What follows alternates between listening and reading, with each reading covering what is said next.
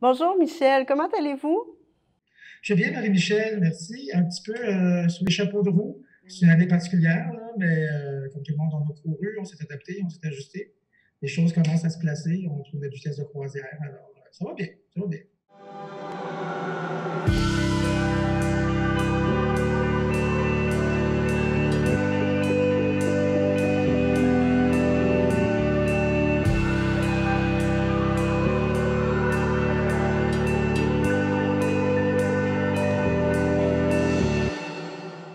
Bonjour et bienvenue aux nouvelles du voisinage. Aujourd'hui, j'avais envie de prendre un peu de nouvelles d'un organisme communautaire qui est très impliqué dans Centre-Sud et Merci Hochelaga-Maisonneuve, qui verdit nos différents espaces. Il s'agit de Sentiers urbains et je joins l'adjoint à l'administration, Michel Lessard-Serrault. Donc, Michel, racontez-nous un peu d'où vient Sentiers urbains, quelle est la mission de de votre organisme?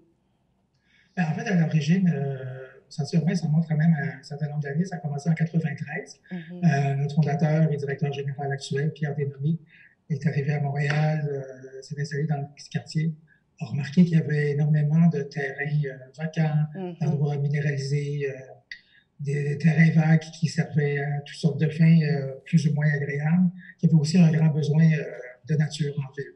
Alors, il a pris sa brouette sa pelle, il a commencé à cogner aux portes des propriétaires des terrains, des fois aux organismes aussi qui étaient propriétaires, pour leur proposer de créer des jardins urbains qui sont devenus, dans certains cas, des forêts urbaines, donc pour combattre les îlots de chaleur et tout ça. Au fil des ans, évidemment, la mission Sentier urbain s'est développée.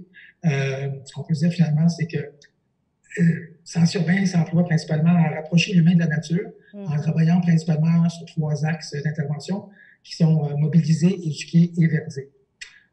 On a deux prochains indicateurs principalement qui sont le circuit jardin, qui est un réseau de forêts urbaines principalement dans le quartier Centre-Sud. Oui, Et puis aussi, on a un centre d'interprétation de nature en Abitibi qui s'appelle le centre Bec et Jardin.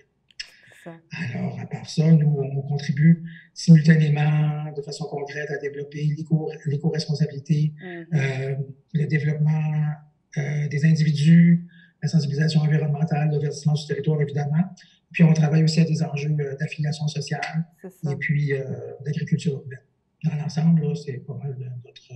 C'est ça. Ça ratisse large, mais ça tourne toujours beaucoup autour de l'environnement et de la nature. Exactement, parce que vous avez plusieurs programmes, plusieurs activités, mais là, en contexte de pandémie, comment parvenez-vous à adapter vos offres de services et d'activités?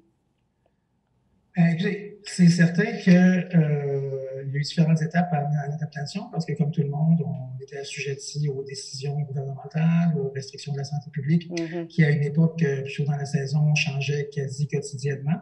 Donc, ça nous posait certains défis, principalement au niveau de nos interventions dans les écoles et auprès des jeunes. On a eu des Oui, fermetures des écoles. On n'était pas certain que les centres, les camps de jour, les CPE rouvriraient cet été. Donc, tout notre volet éducatif sur le terrain, on l'a réorienté entre autres en produisant des capsules vidéo c'est ça. destinées aux enfants qu'on peut leur diffuser, qui sont accessibles sur notre site Internet, entre autres. On a aussi on a modifié évidemment tous nos protocoles de travail pour nos autres programmes terrain, de verdissement, d'agriculture urbaine, pour évidemment s'assurer que nos employés, les membres de l'équipe soient protégés, soient pas à risque d'attraper la COVID-19 ou Oui. d'autres infections.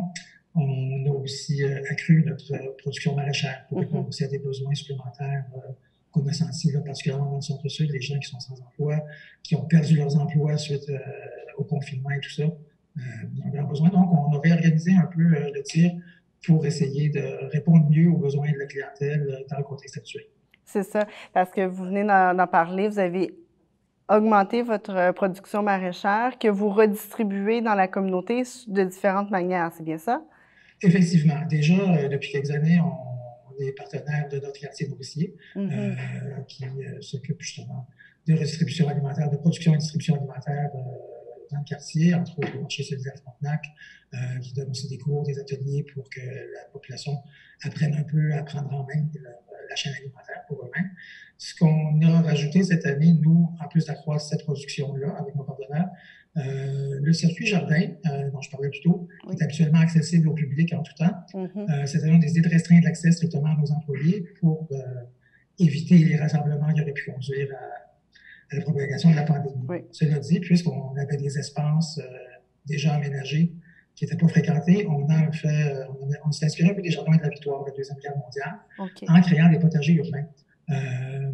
Donc, cette production-là, on la donne à différentes banques alimentaires du quartier qui, dans certains cas, ont doublé leur clientèle depuis quelques mois. C'est ça, exactement. Puis, c'est aussi apporter de la nourriture fraîche, des produits frais, des légumes et des fruits frais qui manquent souvent dans le coin. Je ne parle pas nécessairement de désert alimentaire là, dans Ville-Marie ou dans le centre-sud, mais l'accès est plus limité pour beaucoup de clientèle à des produits frais. Tout à fait. Puis, vous l'avez mentionné aussi également, là, à tous les années, habituellement, vous avez plusieurs activités pour les jeunes dans les camps de jour, dans les écoles, mais là, vous avez offert des belles capsules qu'on peut voir sur votre Facebook de Sentiers urbains. Parlez-nous un peu du projet puis comment tout ça prend forme.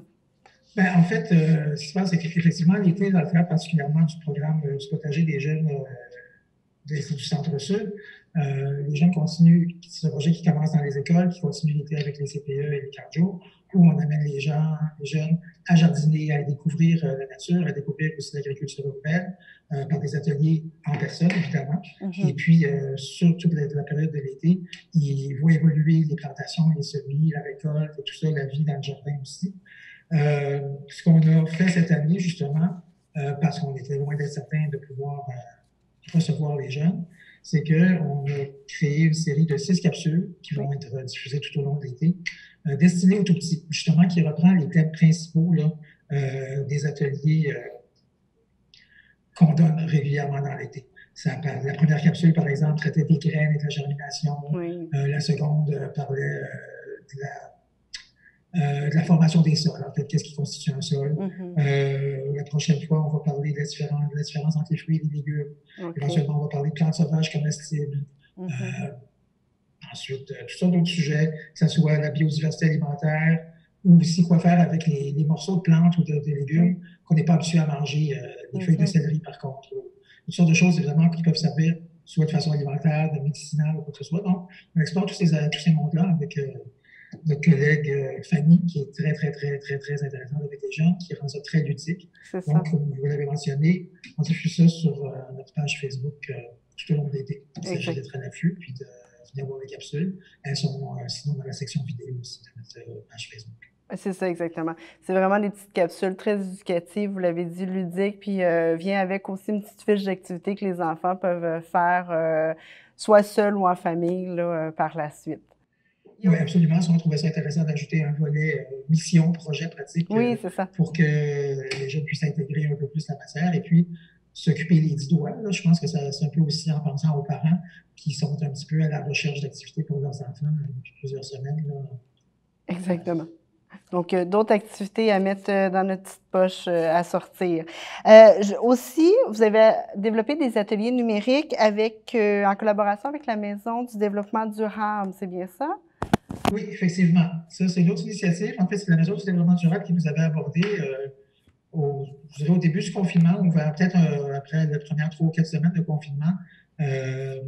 Puis, on avait quand même la même vision qu'eux. On constate pendant le confinement, particulièrement les gens qui sont vulnérables, les gens qui vivent seuls, avaient tendance à commencer à sentir la déprime, la morosité, l'inquiétude, l'angoisse s'installait. Alors, l'idée, c'était, d'offrir une activité que tout le monde pouvait faire chez soi, donc avec tout ce qu'on peut trouver à la maison, c'est-à-dire des pots de yogourt, des carrés, des cartons d'œufs, des petits contenants.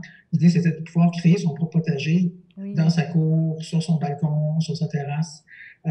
Donc, la série de capsules a été diffusée conjointement avec la Maison du développement durable. Donc, c'est ça. C'était d'abord comment faire ses semis soi-même, comment les entretenir, comment faire le repiquage des semis vers l'extérieur.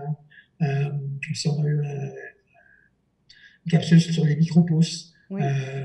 Et puis, éventuellement aussi, Charlène, notre collègue coordonnatrice en agriculture urbaine, qui a animé toutes ces capsules-là, a fini la série avec une capsule sur la planification d'un potager, qui était très, très, très intéressante. Et puis, il y a eu un Facebook Live aussi à la fin tout pour répondre aux questions du public et tout ça. Tout ça, c'est accessible sur le site de la Maison du développement durable, dans leur onglet web diffusion et c'est aussi toujours accessible sur notre Facebook dans la section des vidéos. C'est ça. Encore là, c'est une question de donner espoir aux gens, de leur donner aussi de façon conquérir leur autonomie alimentaire, d'avoir un projet dynamique à développer. Ça aide aussi à bâtir la confiance en soi. Ça répond à beaucoup de besoins, non seulement physiques, mais aussi émotifs, je pense, et psychologiques, de pouvoir s'occuper d'un jardin, jouer dans la terre, à plus forte raison aussi quand on peut s'en nourrir. C'est un peu l'idée derrière tout le projet. C'est ça, exactement. Et là, je sais qu'à Sentier urbain, à chaque année, vous prenez souvent beaucoup de bénévoles qui vous aident à gérer toutes vos diverses activités. Et, mais là, cette année, dans le contexte de la pandémie, comment se déroule ce volet de bénévolat de Sentier urbain? Bien, pas forcément. Le volet bénévolat était très, très limité cette année. En fait, c'est certain que les bénévoles, c'est dans de la guerre, surtout au niveau du circuit jardin.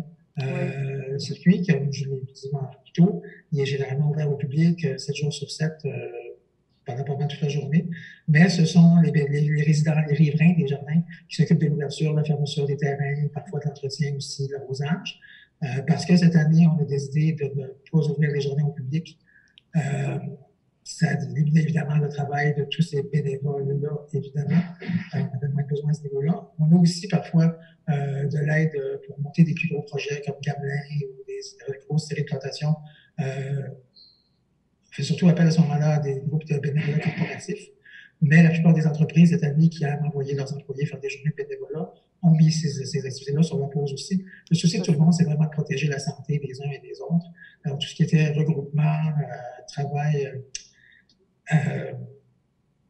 en groupe comme ça, on a vraiment essayé de limiter. C'est certain qu'avec les restrictions qui se lèvent, on va peut-être avoir un petit peu plus d'ouverture à la fin de l'année, on espère. On espère aussi être capable de rouvrir les circuits jardins éventuellement pour que les gens puissent profiter des îlots de fraîcheur et puis de la nature en ville. Encore une fois, le premier souci, c'est la santé. Exactement. Donc, on vous suit sur votre Facebook, également sur votre page web sentierurbain.org et on se tient au courant des futures activités. C'est bien ça. Merci beaucoup. Mais merci à vous, Michel. À la prochaine. À la prochaine. Ici Marie-Michel Tourigny-Hull et à une prochaine fois.